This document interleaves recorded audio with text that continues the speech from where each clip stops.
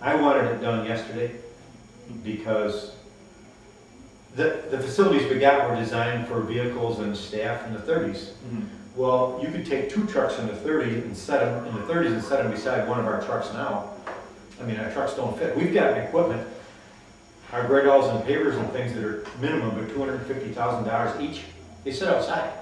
In the wintertime, we stuff them down to Cornell Cooperative Extension for a while. But I mean, you know, it's just with our environment here, it's just degrading to the equipment. We just and the more time that we spend, the more it costs us. I don't know if I answered your question. 2009, probably you'll see it. Not complete, but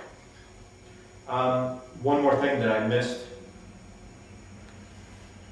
Record storage has got to be a big thing in the county, because through the sale of Davison Road, through the ongoing social service process, through the ongoing time with all the services, DMV and all the services that we perform, there's more and more records.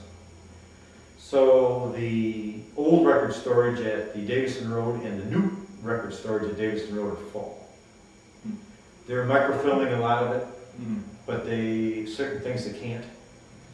So in this public works facility, either in the administration part of it, second story, third story, or maybe in a separate, there's going to be record storage at this new facility also. And then, you know, when the service is put in for the sewer and the water and the snow plowing and possibly the staff, you know, this thing can be consolidated into that unit too, for if they need extra help. There'll always be somebody stationed there because the courts, everybody demands every day. Can we put record storage near the courthouse? No, because those buildings are huge. We're going to have to double the size. Just old buildings. So it's going to be in the site of the new public works facility. Are records moving from hard copy paper to computers besides microfilm, or is it just film? No, they have to hard copy everything.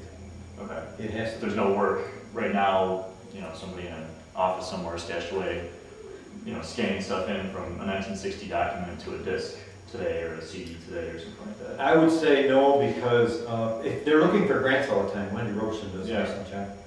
And if they can do something like that through a grant, and if we could hire some technical people to do that through a grant, grants always make me laugh. But anyways, we'll try to do more of that. That's our money too. Right, exactly. That's exactly. I'd rather they leave it here and let us figure out what to do. Right. But I don't think so. So fire, flood, something like that, anything that's paper isn't backed up somewhere on. I don't believe so. Okay. Just curious how they do it. I think some of the records are backed up at the state that we retain, that also go to the state. Okay, just in case. But the hard copy, the deeds, the birth certificates, all those things. I needed a birth certificate for myself, and I was born in the city. I actually went to the city building, and they went someplace and dug it out and made me a copy. So those documents, you know, have to be saved. Yeah, right. Well, we've looked forward a lot. How about some of the lowlights of the past year in the legislature? I think there's been a lot of controversy around AES and the pilot. Yes. I wondered what your point of view was on How much time do you got? that. 2 minutes. AES. I think originally AES was a problem between Somerset and NISEC, Somerset and AES. And if there was a problem over assessment, if there was a problem over anything, that's where the problem should have been, that's where the problem should have been corrected. I think that if the Barker School District or Somerset had a problem with assessment, and the state of New York or Niagara County, or not Niagara County, some private consultant in Niagara County, or someone in Somerset in the assessment department, if they didn't have the quals to do that work, I think what they should have done is they should have hired the best of the best, if it came from California or wherever, and found out what the worth of that facility was. And whatever it was, it was. And that was what it would be. And that's what we would have to deal with. If it's worth $100 million, it's $100 million. If it's worth $100 million, Niagara County will buy it. And we'll run it. And we'll cut taxes. But that'll never happen. Or if it's worth 750 million, it's worth 750 million. Make a long story short, if there had been any fix to this thing, whether it was a tax abatement, if you want to call it a pilot or whatever, it should have been done after the problem was solved, after the determination was made. This was a fix to something that wasn't determined. It was stupid. And I was hoping in my own mind, just watching things, that the pilot was given, I think, under the false criteria of what pilots or abatements were given for. Abatements are given for new construction, abatements on building materials, maybe creation of jobs or something. And I didn't read any of this happening. And I was hoping that through the court process, one of the judges would have seen, in the appeals process, or one of the judgments would have seen those documents and went to the criteria and said, or made a determination. But my own personal feeling is I think that the fix was way before the problem was solved, if that made any sense. Thank you. Okay. You've been in legislature for a while. You would be one of the longer-serving legislators at this point, wouldn't you?